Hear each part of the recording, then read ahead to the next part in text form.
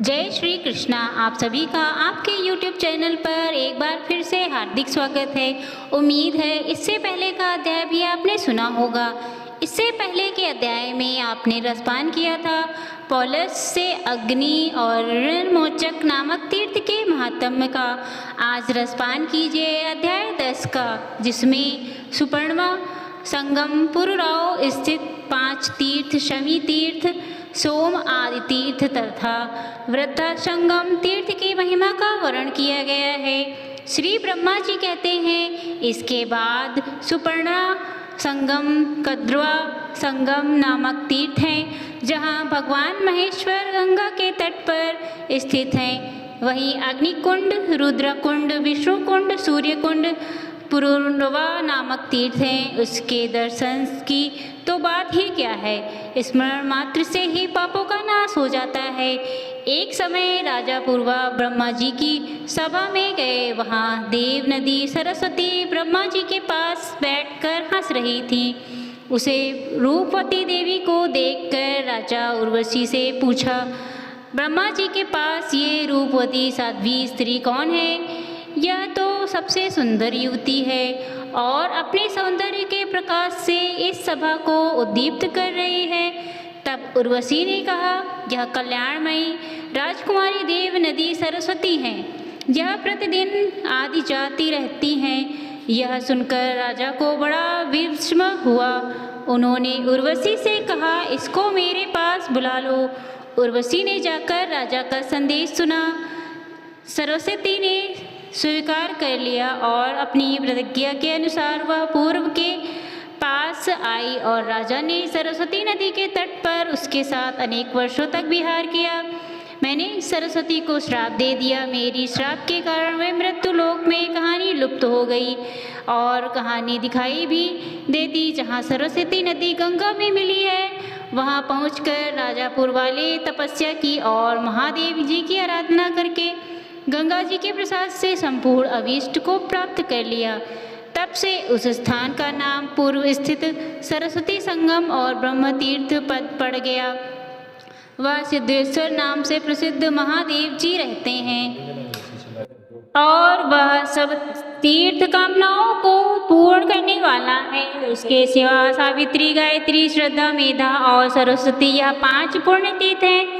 वहाँ स्नान और जलपान करने से मनुष्य सभी पापों से मुक्त हो जाता है। यह 5 मेरी कन्याएं भगवती गंगा से मिली हैं। वहीं 5 तीर्थ हैं। यह 5 नदियाँ और सरस्वती पवित्र तीर्थ है। पूर्व काल में प्रेरित नाम से प्रसिद्ध क्षत्रिय राजा हुए। उन्होंने गोदावरी दक्षिण तट पर यज्ञ की दीक्षा ली। उस यज्ञ के पुरोहित हुए वरिष्ठ जी। एक दिन की बात है, उसे यज्ञ में हिरण्य नामक का एक दानव आ गया। महर्षि वरिष्ठ ने अपने ब्रह्मांड से सभी दैत्य को मार भगाया। फिर पुनः यज्ञ आरंभ हुआ। दैत्य अपनी सेना के साथ भाग खड़ा हुआ। वहाँ निम्नांकित तीर्थ ने अश्वमेध यज्ञ के फल दिए। समिति, विष्णु तीर्थ, अर्क तीर्थ, शिवा तीर्थ, सोम तीर्थ और वरिष्ठ तीर्थ। यज्ञ समाप्त होने पर देवताओं और ऋषियों ने विशिष्ट और ब्रवीत से कहा, इन तीर्थ ने अश्विन यज्ञ का फल दिया है, अतः इनमें स्नान दान करने से मनुष्य यज्ञ यज्ञ का फल प्राप्त कर सकेगा। इसमें तनिक भी संदेह नहीं। गौतमी में एक स्थान है, अनेक पद नंद नदियाँ मिली है।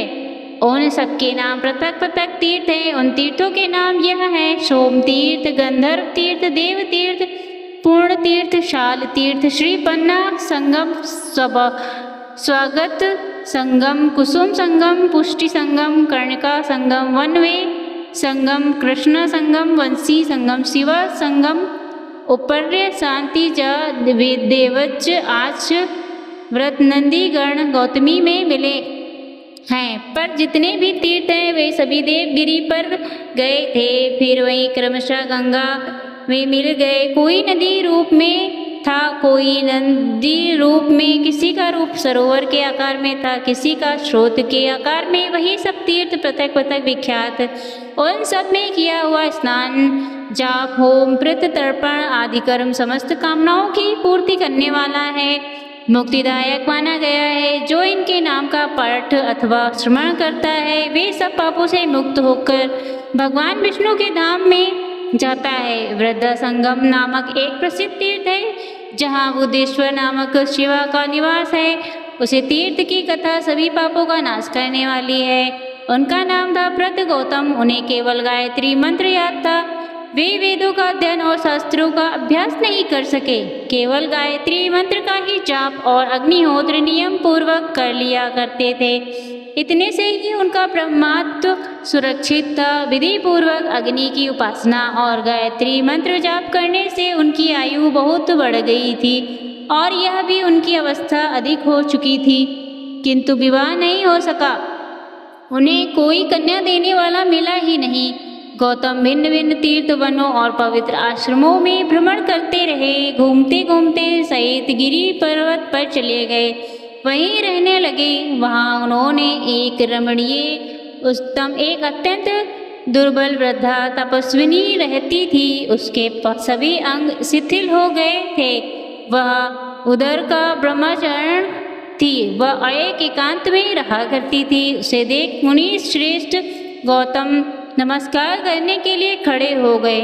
तब वृद्धा ने कहा, आप मेरे गुरु होंगे, अतः मुझे प्रणाम मत कीजिए। जिस गुरु नमस्कार करता है उसकी आयु विद्या धन कीर्ति धर्म और सभी नष्ट हो जाते हैं। गुण में भी मुझे बड़ी चढ़ी हो और मैं भी तो बहुत कम पढ़ा लिखा और अवस्था में भी छोटा हूँ, फिर मैं भला तुम्हारा गुरु कैसे हो सकता हूँ। काम करने लगे। यह उन पर एक सुंदर अप्सरा की दृष्टि पड़ी। उसका नाम सुषमा था। वह गंधर्वराज की कन्या थी। राजा ने उसे देखा। दोनों के ही मन में एक दूसरे के मिलन की इच्छा हुई। ऋतुध्वज ने सुषमा के साथ विहार किया। अनुमति लेकर अपने घर चले गए। फिर श्याम के गर्भ से मेरा जन्म हुआ। तब माता यहाँ से जाने लगी। तब बोली, कल्याणी, जो पुरुष इस गुफा में पहले आ जाए वही तुम्हारा पति होगा। तब से आज तक तुम ही केवल यहाँ आए हो, दूसरा कोई भी पुरुष कभी यहाँ नहीं आया। अब तक ब्रह्मचर्य व्रत में रही, अब पुरुष की इच्छा रखती हूँ, आप मुझे स्वीकार कर लीजिए। गौतम बोले, भद्रे, मेरी अवस्था तो अभी 1000 वर्ष की है और तुम 90,000 वर्ष की हो गई हो। मैं बालक और तुम वृद्धा, यह संबंध योग्य नहीं जान पड़ता। वृद्धा कहने लगी, पूर्व काल में आप ही मेरे पति नित्य कर दिए गए थे। अब दूसरा कोई भी मेरा पति नहीं हो सकता और विधाता ने आपको मुझे दिया है, अतः आप मुझसे इस प्रकार मत कहिए। मुझ में कोई दोष नहीं और मैं अपने भक्ति रखती हूँ। तब भी यदि आप मुझसे घृणा नहीं करना चाहते तो आपके देखते देखते अभी अपने प्राण त्याग दूंगी। प्रताप ने हो तो प्राणियों के लिए तो मन में जाना ही अच्छा है।